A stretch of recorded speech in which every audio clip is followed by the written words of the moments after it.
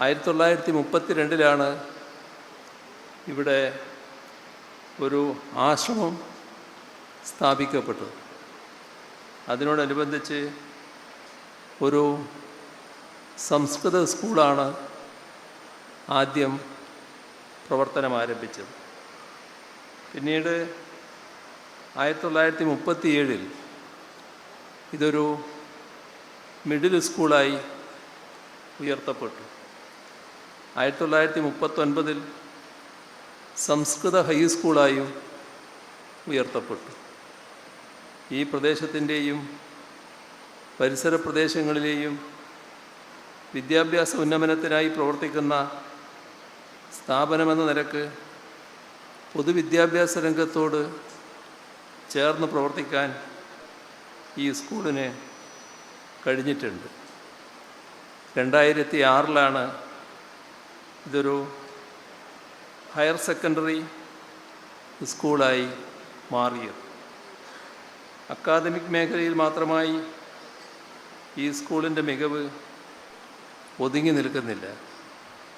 കലോത്സവങ്ങളിലും ശാസ്ത്രോത്സവങ്ങളിലും ശ്രദ്ധേയമായ നേട്ടങ്ങൾ കൈവരിക്കാൻ അദ്വൈത വിദ്യാശ്രമം സ്കൂളിന് കഴിഞ്ഞിട്ടുണ്ട്. ഇത്തരം സമഗ്രമായ നേട്ടങ്ങൾ തന്നെയാണ് 9 പതിറ്റാണ്ട് കാലത്തെ ഈ സ്കൂളിൻ്റെ പ്രവർത്തനങ്ങളെ കൂടുതൽ സാർത്ഥകമാക്കുന്നത്. നമുക്കറിയാം, നമ്മുടെ നാട്ടിലെ പൊതുവിദ്യാഭ്യാസ രംഗം വലിയ വെല്ലുവിളി നേരിട്ടിരുന്നു.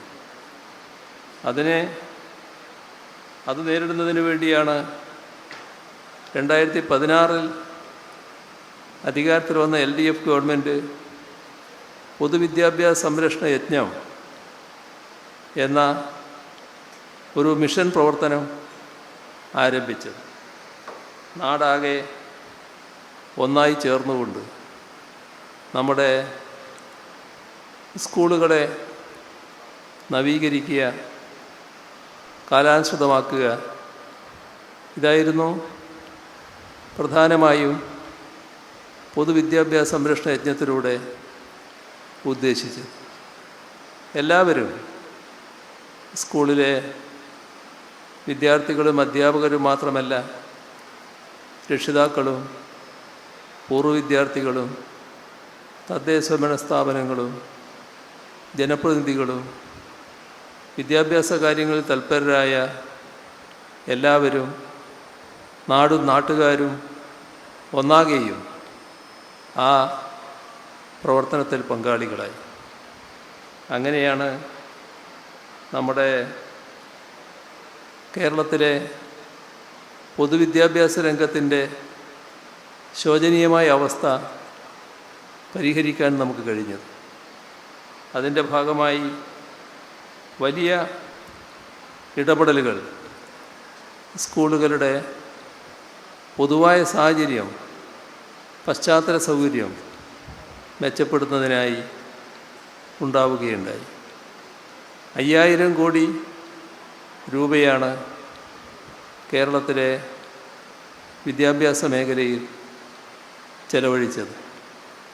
അത് നാടിൻ്റെ എല്ലാ ഭാഗവും ചേർന്നുകൊണ്ട് നടത്തിയ പ്രവർത്തനമായിരുന്നു.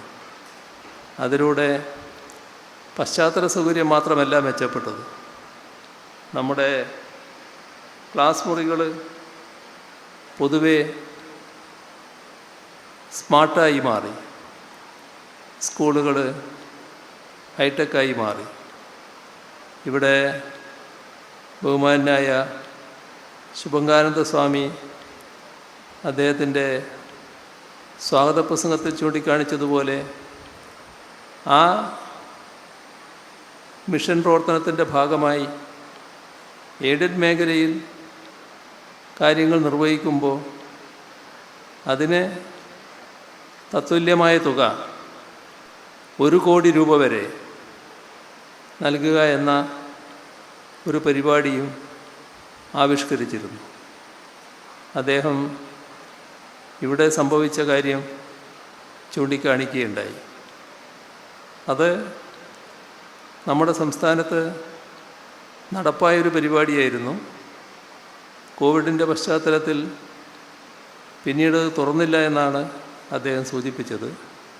അതുമായി ബന്ധപ്പെട്ട് എന്താണ് തുടർ നടപടി സ്വീകരിക്കാൻ പറ്റുക എന്നത് സ്വാഭാവികമായും സർക്കാർ ആലോചിക്കുന്നതാണ്.